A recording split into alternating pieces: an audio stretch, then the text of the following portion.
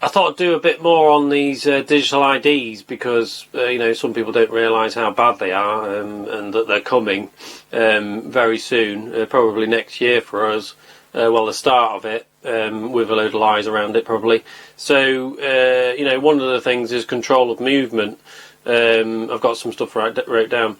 Cars, fuels, miles you do, and the ID will attach to your car if you've got a modern car. This is why they want to push these modern cars, because they're programmable, and it can link with your ID, and they know who's in the car and what you're doing and where you're going, how much fuel you're using, because they attach to the car. It's very nosy, isn't it? A bit beyond that probably. Control of food. What food you can eat based on your credit score, which is what's going on in China, because they attach a credit score to your digital ID. You have a score basically, and then they limit what you do to try and push you in another direction based on that.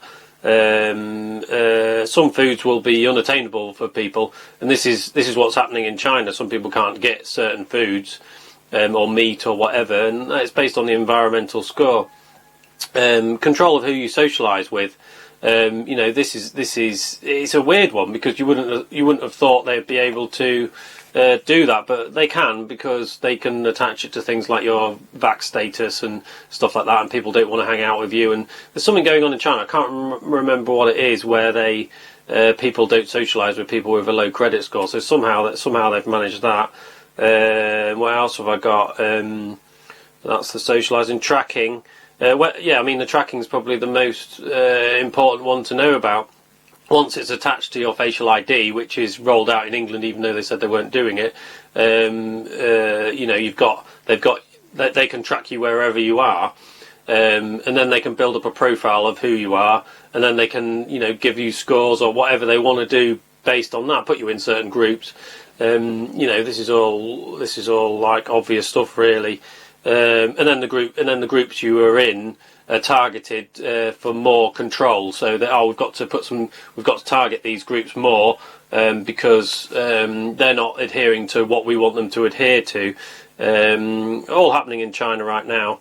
China, blah blah blah. And basically, I want to get across this. It's abuse, because if you think about it, it's like having being in an abusive relationship where the person that's abusing you is looking at your phone constantly, and looking at what you eat and commenting on what you're doing and limiting what you're doing, and just constantly on your back. So you can't be yourself or live in your physical or spiritual body. That's abuse, and this is what we've got coming. We've got a shitload of abuse coming, where they can do that and not even be a person, so you can't even get away from it, and then you've got entrapment, and then you're trapped, and there's just no way. There's no way out. So don't accept it, because if you do, you're accepting abuse, and you're an abused victim. Okay, that's it. Another short video. Take care. Think about what I've said, because it's quite important.